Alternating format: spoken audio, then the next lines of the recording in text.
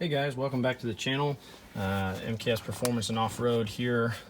Today we're going to be changing out our G56 clutch. We have roughly about 9,000 miles, 9,400 or so on this 2018 RAM 2500 Bighorn with the 6.7 Cummins in it.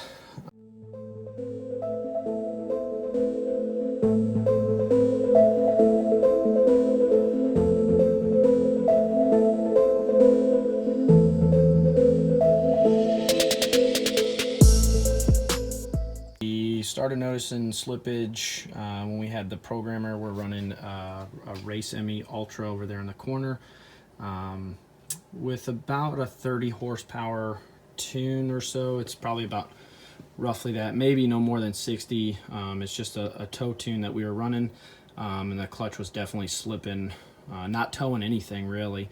We'd have to baby it and whatnot to get it to hold.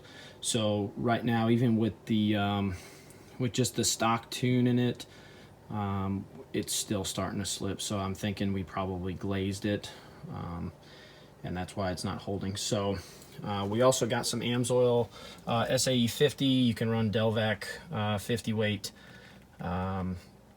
This transmission is manufactured not directly by Mercedes-Benz, but by a subsidiary of Mercedes-Benz, and they recommend, from what I've seen, is about a 75-90. So we're going to go kind of in between. We're going to overfill it probably 1 to 2 quarts over. So we got 2 gallons of the long life SAE Amsoil 50 weight oil.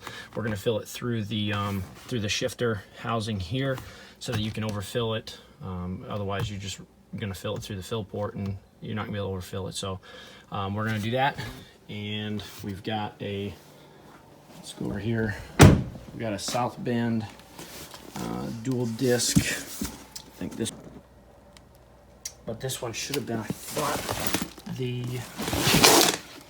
there it is, South Bend dual disc 3250 GK with the upgraded slave cylinder. So we got the bigger slave cylinder and all that stuff. So we're going to go ahead and get this installed and just start taking everything apart.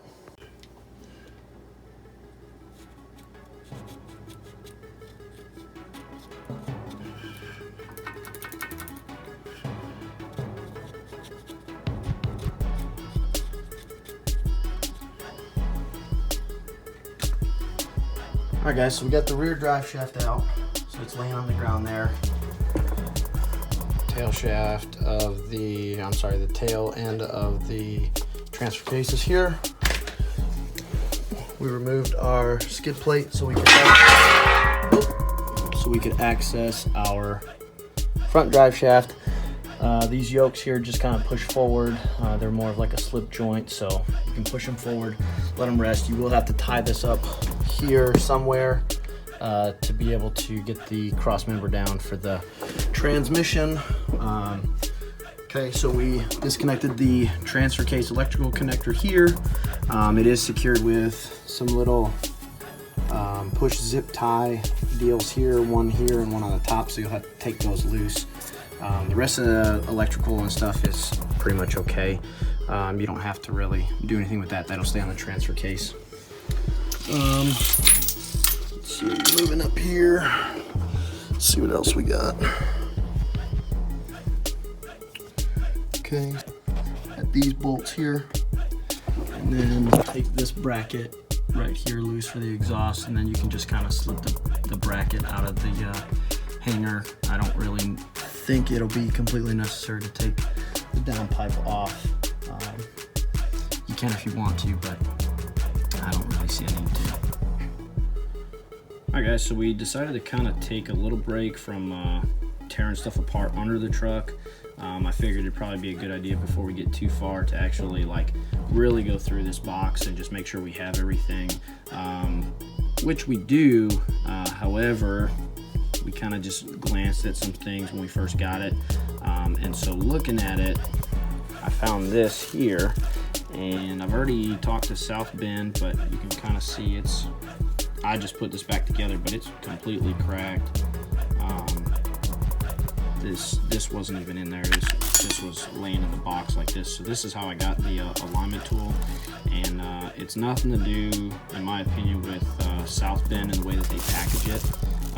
But it was just kind of laying down in here like this, kind of in between. So when I pulled this back, I didn't notice it at first, but it kind of sat like this. So it looked like it was there, and then when I got it out, that's kind of what it looked like. So before you start in on tearing anything apart, it's a good idea to just kind of open your box, make sure you got everything, make sure nothing's broken, so that way when you go to install, you can line all these clutch discs up.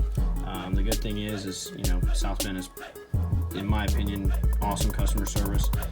They're gonna get me one of these out right away, so that way I can continue on and finish the install. So we'll get all this stuff out and then go ahead and get everything back up in, hopefully having the alignment tool here tomorrow. All right, so next we're gonna remove this trim panel here, this one here, the shifter boot, and then we're gonna gain access to the top. And we pretty much got all the electrical connections down under, disconnected from the transfer case, vent line, all that stuff, anything that's connected to the transmission minus to like the bell housing. So this will pull out. Set this up here. Okay, now that we got that out of the way, we got 2 bolts here. Let's see. Let's see, there's one there. There's one there, and then one there. We'll take that loose, and then we'll be able to pull this whole panel out. For those of you wondering, mine was kind of crooked. It was driving me nuts. It was like this. So if you want to change it, there's a little lip here. This sits down inside of like a little groove.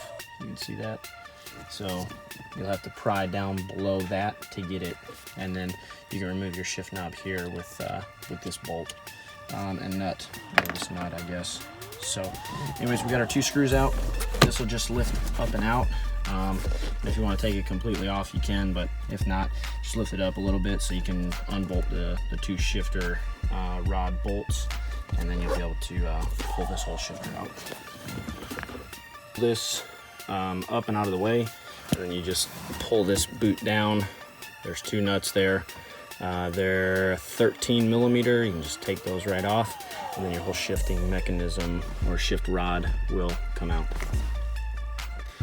All right, if you got rear air ducts like I do, this plastic piece needs to be removed so that you can access the shifter boot, access the bolts on this side and the other side. You can see here they're pretty covered up. So all you got to do is just separate this piece, separate that piece, and pull it out. Voila, it's out. All right, now you can move your sound deadening material out of the way, and you might have to cut it just a little bit, but generally you should be able to get it up out of the way. On back. All right, now we get to the fun stuff. So these are external Torx. All right, so if you don't have them, go ahead and get you some external Torx, or you can replace them with the correct size bolts.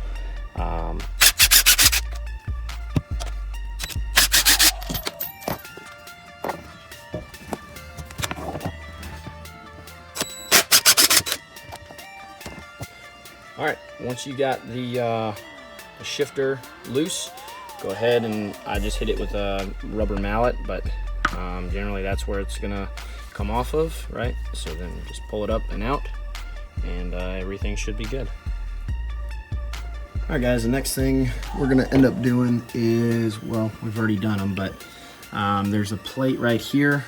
This is just covering where your barring tool would go. This one we just loosened, so you see here it's got this little notch here. It literally just rotates up and secures underneath this bolt. So all you gotta do is loosen this one and that one, and it should just rotate down. There it is. All right, so this one secures your downpipe to your transmission. So it's in there like this. You can take the bolts loose, rotate it past this area here. If you just bring it back towards the transfer case, you can then push it up and out of the way, and you can kind of set it down on the ground or wherever you want to. Doesn't matter, just make sure you put it back on when you're complete. So aside from that, we've got the transmission shifter, the shifter up top, it's loose, done. We went ahead and took our other electrical connections. So you got two electrical connections back here that you need to take loose. One on the back side of the transmission, up over here, if you can see that. I'm not sure if you can see it or not. It's kind of back. Back up. Yep, that's it right there. This piece here needs to get disconnected. Then there's a vent line that is right here. And then at the back of the transfer case as well. And there's a bunch of little tabs like this that need to come loose and whatnot. There's some up along here and all the way up. So just feel your way up on this harness and make sure that it's disconnected. Next thing we're gonna do is we're gonna take the slave cylinder off, and then go ahead and prep this thing to get dropped, which would be taking down our cross member, supporting our transmission, and then taking loose our bell housing bolts. But first we're gonna try to get the transfer case out of here first, just to give us a little bit extra room. And there's some nuts back up in here that we're gonna have to get to with probably a ratchet wrench. So definitely having a set of ratchet wrenches will be beneficial for you guys. So let's get to getting that done. All right guys, so the next things that we ended up doing was taking loose a lot of these bolts here for the transmission bell housing. We still have one up top there. I think there's one, there's two up top on both sides. We've just got these a little loose here. We haven't taken them completely out. We're gonna support the bottom of the oil pan with probably a jack stand and a wood block. And then we took the bolts out of the transmission cross member here. We've got the nuts off of the transmission cross member on the other side. You can see them here. So we got the nuts off. And then we're gonna drop this cross member first. Once we got the tranny jack under here, that you probably will need to take loose is the harness that runs across the cross member. So you have this harness here. It's actually mounted up on the frame rail like this. It runs all the way down here, secures here, comes across in a couple spots, and you can see it hanging right here. So, all right guys, so we kind of skipped through taking the transfer case and the transmission out. It's pretty straightforward. You just gotta take one out at a time. I don't think there'll be a way for you to take one out as an assembly. It's gonna be pretty tough. We're not removing everything from underneath the truck. We actually ended up having to run to Harbor Freight to get a transmission jack that was short enough. But what I wanted to show you was this clutch. So if you can kind of see it, so you see how we've got, there's like some, you can see where it's kind of been slipping here. It's kind of scuffed, but then it's also kind of shiny on certain parts. So that's one part there. But then what I also wanted to show you guys, so here's the other side. So you can kind of see it. You can tell where it's been slipping. Look at the heat from the, the bluing from all the heat. And then now look at this, man. Like, this is stock clutch with just a toe tune in it. This is not gonna be your friend, and you will need to get a clutch. So this is the pressure plate, and you got the friction or the clutch disc. All right guys, now looking at the flywheel. So here's your dual mass flywheel. If you look at it real close, you can see, like, look at all that bluing from heat, how hot it got. You can see where it was slipping, or it wasn't contacting real well.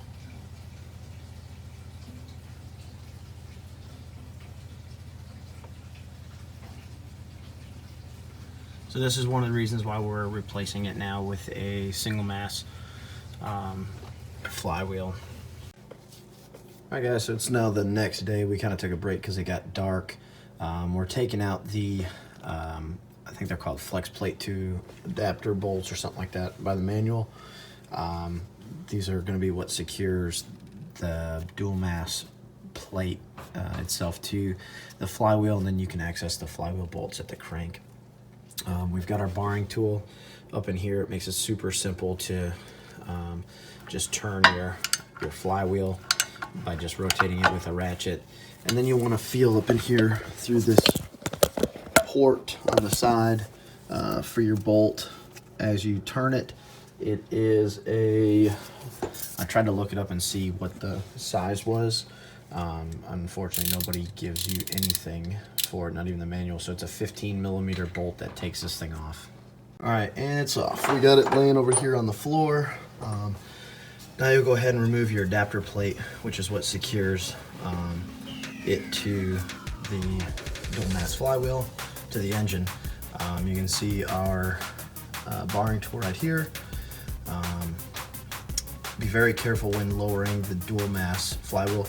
It is very heavy, so if you're not prepared for it, it'll come down and get you. All right, guys, complete dual mass flywheel assembly is out. Okay, so the next step we're going to do is we're going to clean the crankshaft and any of this residue from the old clutch out of the transmission case and the flywheel, where the flywheel would mount, just to make sure that it's clean and there's no oil or grease or any of that stuff that's going to get anywhere. We're going to lightly lube the bearing goes, and then also, or the release bearing, and then we're also gonna lube up a little bit of the splines and the where the pilot bearing or the shaft would ride in the pilot bearing.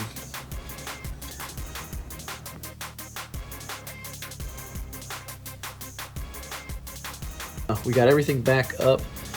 We just need to tighten our cross member bolts here, and on the other side we got all the electrical connections hooked up. Just make sure that they get routed correctly. We need to cover up our access port again. We got all of our bolts torqued, and then we're gonna drain this tranny, fill it with some AMSOIL SAE 50 transmission fluid, hook our drive shafts back up, both front and rear. Rear one's laying back there, and then probably fill this transfer case back up. We dumped a little bit of fluid when we took it out.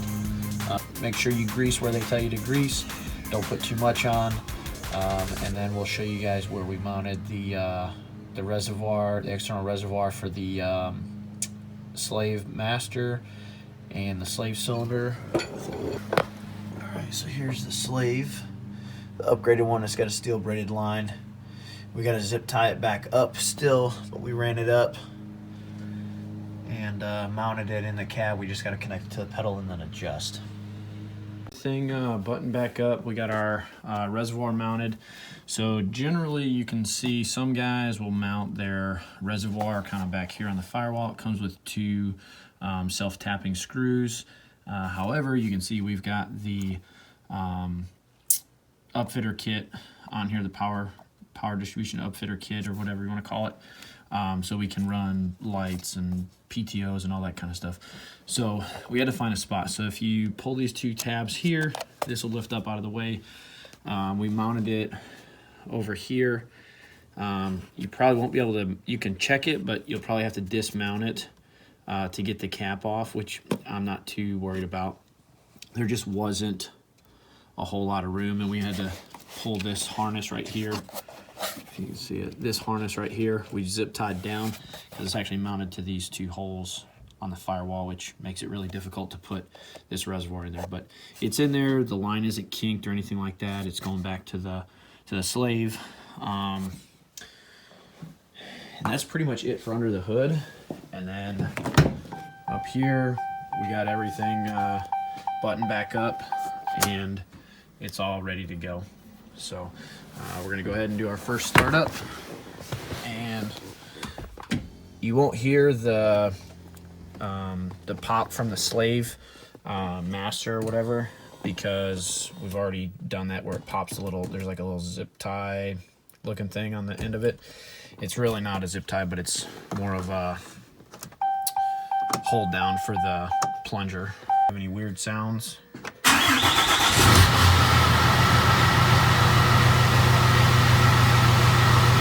Okay, so with the clutch disengaged, you can kind of hear the flywheel and the discs and everything. And then when you let out, you won't hear it no more.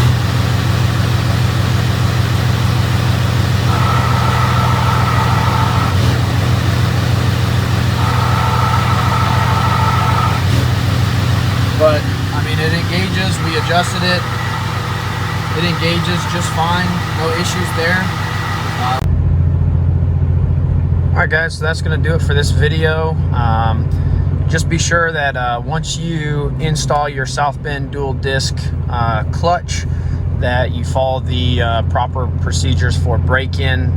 Generally speaking, you're going to have 300 to 400 mile, I believe it's city driving, that they want you to do to break it in before you actually start getting on it and things like that.